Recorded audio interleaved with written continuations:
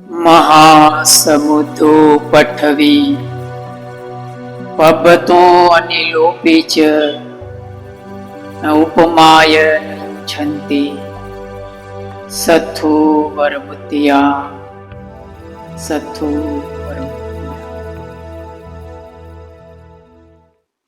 शुरू करने से पहले महाकारुणिक भगवान तथागत सम्यक संबुद्ध को पंचांग प्रणाम करता हूँ।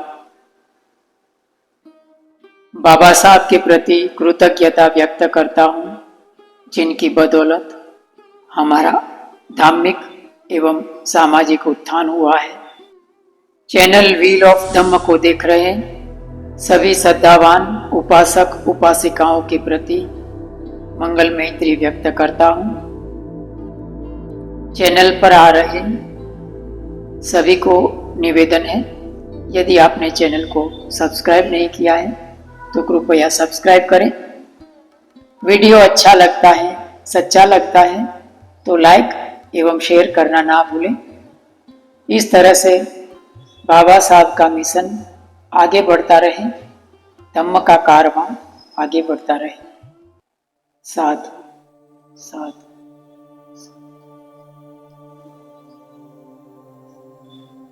यदि हमें कोई प्रश्न करे और वो हमारे ही क्षेत्र का हो तो क्या हम निरुत्तर मौन रह सकते हैं?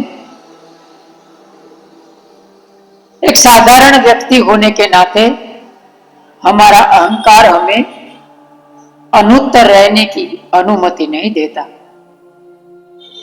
सबके पास सब सवालों का जवाब है। जवाब सही है या गलत, वो बात 2 नंबर पर है।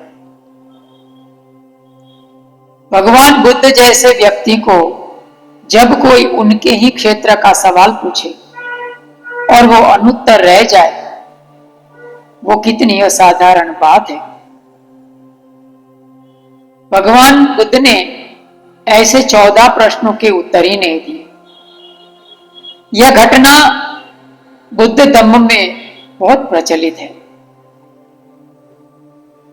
भगवान बुद्ध ने कुछ ऐसे प्रश्नों के जवाब ही नहीं दिए थे। वे कितने और कौन कौन से प्रश्न थे, उन्होंने किस कारण से जवाब नहीं दिए थे, इस प्रसंग का किस सूत्र से ताल्लुकात है, आज हम इन सब विषय के ऊपर बात करने वाले हैं। यह धम्म देशना मध्यम निकाय के चूल मालुक्य सूत्र पर आधारित है। उस समय भगवान तथागत जेतवन अनाथ पिंडक के आराम में ठहरे हुए थे।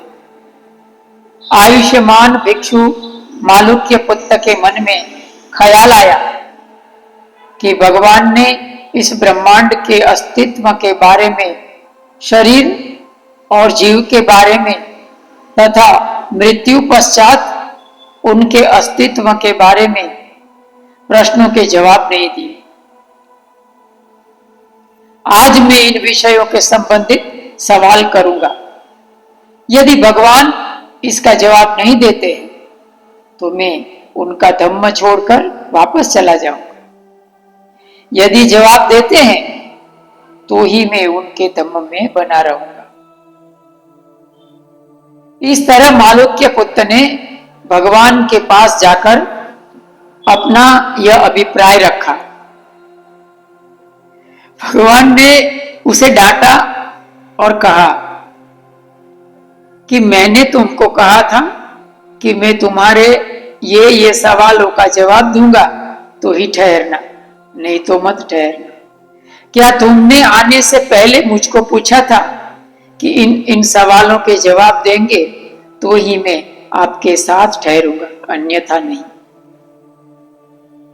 फिर भी उनको प्रश्न पूछने के लिए भगवान कहते हैं। तब बनते मालुक्य पुत्र भगवान को प्रश्न करते हैं, जिसको लेकर भगवान बुद्ध मौन रहकर ऐसे प्रश्नों को टाल देते हैं। बनते चूल मालुक्य, कुछ प्रश्न यह सृष्टि यानी इस ब्रह्मांड के विषय में करते हैं। कुछ सवाल जीव और शरीर के विषय में और कुछ सवाल तथागत बुद्ध के विषय में मृत्यु पश्चात की उपस्थिति को लेकर करते हैं, जिसको लेकर भगवान बुद्ध निरुत्तर हो जाते हैं।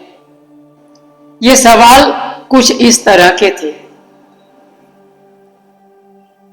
क्या यह लोक अनादि और अनंत यानी शाश्वत है? यहां लोक का अर्थ विश्व, ब्रह्मांड या यूनिवर्स समझना चाहिए। सस्सतो लोको इतिपि। दूसरा सवाल, क्या यह विश्व आदि और अंत वाला अशाश्वत है? असस्सतो लोको इतिपि।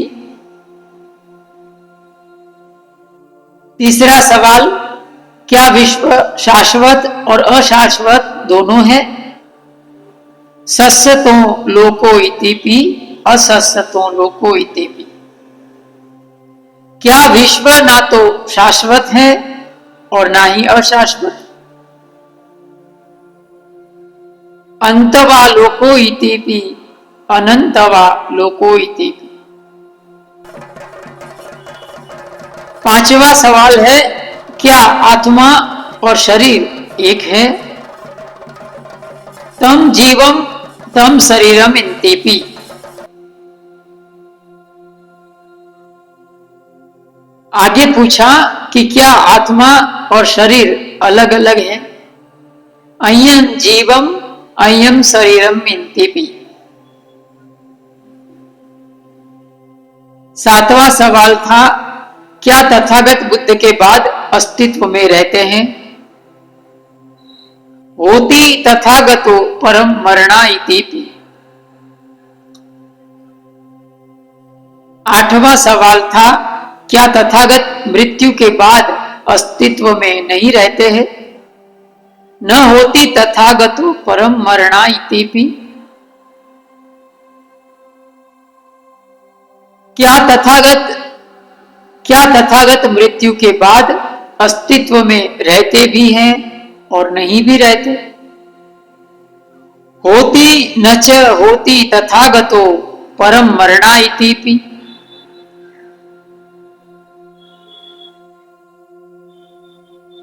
आखिरी सवाल है, क्या तथागत मृत्यु के बाद न तो अस्तित्व में रहते हैं और ना ही नहीं रहते?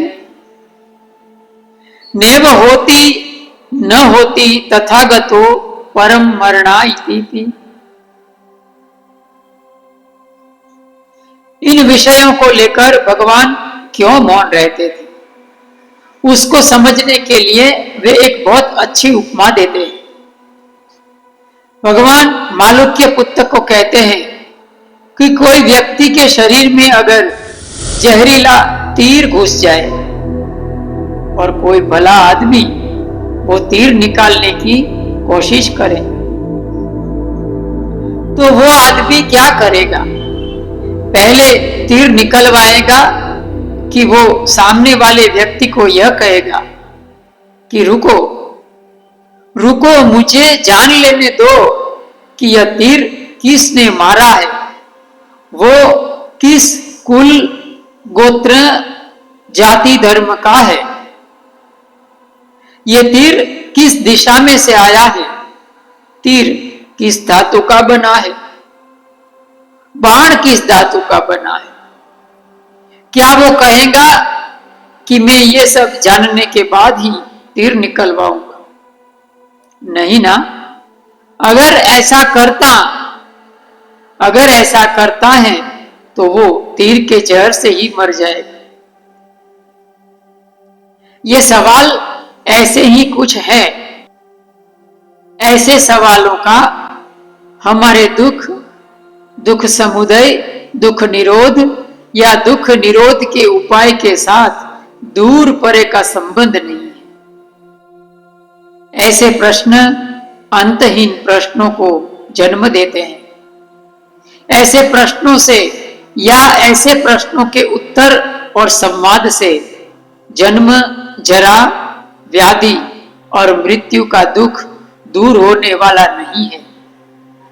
इसीलिए भगवान ऐसे प्रश्नों के उत्तर देना टाल दिया करते थे।